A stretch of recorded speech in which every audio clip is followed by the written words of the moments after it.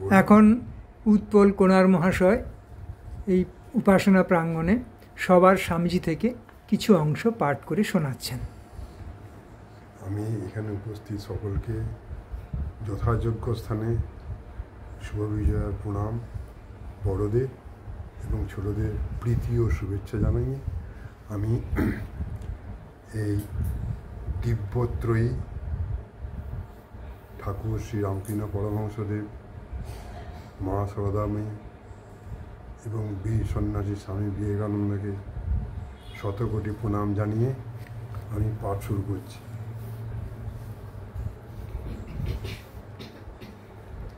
আমেরিকার সেই সময়কার জনপ্রিয় অজ্ঞেয়বাদী অ্যাগনস্টিক সুবক্তা রবার্ট ইঙ্গারসোলের সঙ্গে স্বামীজির পরিচয় গড়ে উঠেছিল। উভয়ে বিপরীত জগতের মানুষ। ইঙ্গারসোল ধর্মবিরোধী, অতীন্দ্রিয় সত্যে অবিশ্বাসী, আর স্বামীজি পরিপূর্ণ অর্থে ধার্মিক, অতীন্দ্রিয় সত্যে বিশ্বাসী। কেবল ধর্মীয় সংকীর্ণতা ও ধর্মধ্বজিতার বিরোধী। ইঙ্গারসোল একদিন স্বামীজিকে বলেছিলেন, আমি এই জগৎ থেকে যতটা সম্ভব ভোগ আদায় করাতেই আমি বিশ্বাসী। আমি চাই কমলা লেবুটাকে নিংড়ে ছিবড়ে করে ফেলতে, কারণ এই জগৎ ছাড়া আর কোনো কিছুর সত্যতা সম্বন্ধে আমরা নিশ্চিত নই।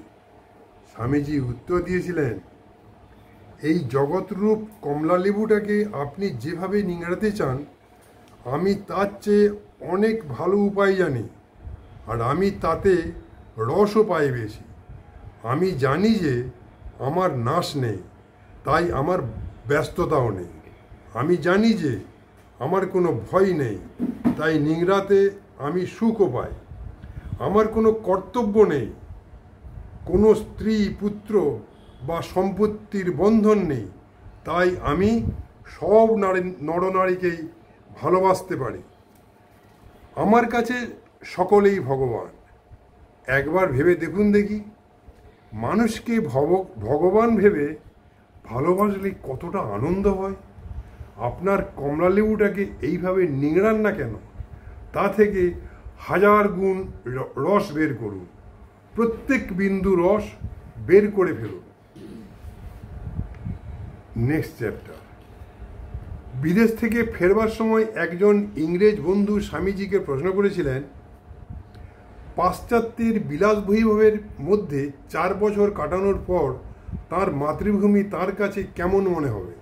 স্বামীজি উত্তর দিয়েছিলেন, বিদেশে আসবার আগেও আমি ভারতবর্ষকে ভালোবাসতাম, কিন্তু এখন মনে হচ্ছে ভারতে প্রতিটি ধূলিকণা আমার কাছে পবিত্র। ভারতের বাতাস আমার কাছে পবিত্র। ভারতের পুণ্যভূমি আমার কাছে তীর্থস্থান। স্বামীজি যখন বিদেশ থেকে ফিরছেন, তখন জাহাজে 2 জন খ্রিস্টান মিশনারি গায়ে পড়ে স্বামীজির সঙ্গে খ্রিস্ট ধর্ম ও হিন্দু ধর্মের তুলনামূলক আলোচনা করতে লাগলেন। আলোচনায় যখন তারা হারতে লাগলেন, তখন অত্যন্ত জঘন্য ভাষায় হিন্দু ধর্মের নিন্দা করতে শুরু করলেন। স্বামীজি যতক্ষণ পারলেন ধৈর্য ধরে থাকলেন, কিন্তু শেষে আর পারলেন না। ধীর পদক্ষেপে একজনের কাছে গিয়ে হঠাৎ শক্ত করে তার জামার কলার চেপে ধরলেন। তারপর কৌতুক ভরে অথচ দৃঢ়স্বরে বললেন, আবার আমার ধর্মের নিন্দা করলে জাহাজ থেকে ছুঁড়ে ফেলে দেব। সেই মিশনারি তখন ভয়ে কাঁপতে কাঁপতে বলছেন, মশাই ছেড়ে দিন, আর কখনো এমন করব না। এরপর জাহাজে যখনই তার স্বামীজির সঙ্গে দেখা হতো, স্বামীজির সঙ্গে তিনি খুব ভালো ব্যবহার করতেন। এই ঘটনার উল্লেখ করে স্বামীজি দেশে ফেরবার পর একদিন শ্রীযুক্ত প্রিয়নাথ সিংহকে বলেছিলেন, আচ্ছা সিংহ, কেউ যদি তোমার মাকে অপমান করে তখন তুমি কি করো? প্রিয়নাথবাবু উত্তর দিলেন, মশাই, তার ঘাড়ে লাফিয়ে পড়ে তাকে উত্তম শিক্ষা দিই। স্বামীজি বললেন, বেশ কথা, যদি তুমি তোমার ধর্মের প্রতি ঠিক সেরকম অচলা ভক্তি থাকতো, তাহলে তুমি কখনো একটিও হিন্দুর ছেলেকে খ্রিস্টান হতে দেখতে পারতে না। কিন্তু দেখো রোজ এই ঘটনা ঘটছে। অথচ তোমরা নীরবে রয়েছ। বাপু, তোমাদের বিশ্বাস কই, দেশের প্রতি মমতা কই? মুখের উপর প্রতিদিন পাদ্রীরা তোমাদের ধর্মকে অজস্র গালিগালাজ করছে, কিন্তু কজন তার প্রতিকার করবার চেষ্টা করছে? তোমাদের মধ্যে কজনের রক্ত তাতে গরম হয়ে ওঠে? এইখানেই আমি আমার পাঠ শেষ করলাম।